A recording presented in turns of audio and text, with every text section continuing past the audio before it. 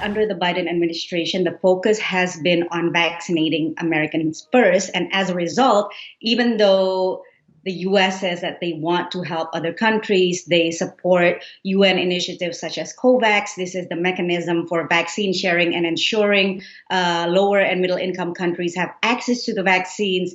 The US has sponsored or has pledged up to $4 billion for that mechanism, as well as donating vaccine supplies such as AstraZeneca, 60 million doses. But the US is still being accused of hoarding all these vaccines and sitting on top of hundreds of millions of doses of vaccines, more than enough to vaccinate all Americans. And the reason why the Biden administration is doing this is because they want to be sure that they are oversupplied and overprepared in dealing with the pandemic when there are variants, and they want to know which vaccine is best to vaccinate children. The Biden administration announced that they will support what is called the TRIPS waiver.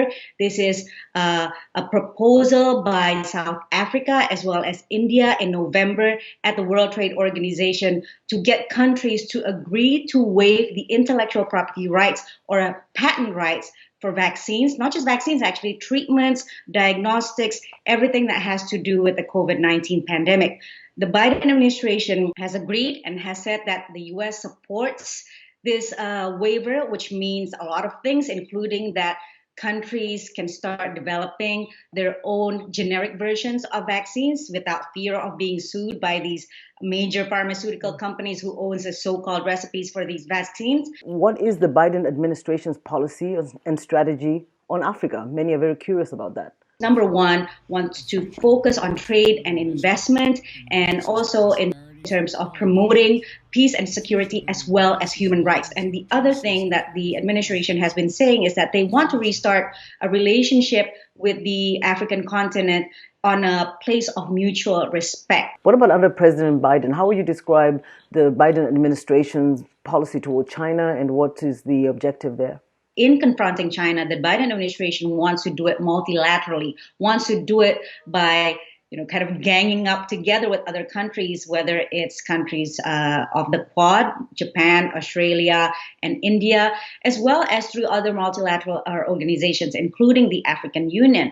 There is another major international partner other than China, and that is the US, and that's the goal for the Biden administration. I want to turn to domestic issues. During these 100 days, what has President Biden revealed about his strategy for the rest of his term? The biggest focus has been, of course, the vaccination campaign. More than 100 million Americans have been fully vaccinated. This is really a massive achievement from the Biden administration. And then turning the economy around. We know that the first quarter of 2021, the U.S. economy grew by 6.4%. That is a very encouraging number. So that's kind of like the first triage, right? The first 100 days. And then now next we start to see these like big picture goals from the administration. Number one is infrastructure. Number two is education and also family care. So this is something that we're starting to see emerge from the Biden administration, is trying to unify the country, not in terms of rhetoric, not in terms of trying to get everybody to be on the same ideological plane, but to get everybody on board in terms of real policies. In his address before the Joint Congress recently, President Biden spoke about putting America first. Can you elaborate on that in the context under which he said it? Obviously, that was something that President Trump had also said.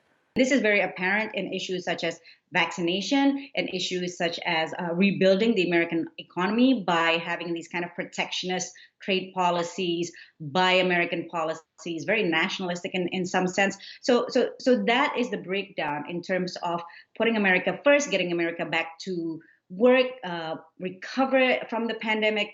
And that has been the goal, the stated goal from the Biden administration. And as we can see, it will continue to do so. There must be such a difference between working currently under the Biden administration as it was working under former President Trump.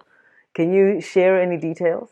I think the biggest difference for me is that under the Biden administration, there's a lot more organization. I know exactly what's going to happen next week. I know exactly his detailed guidance from the day before.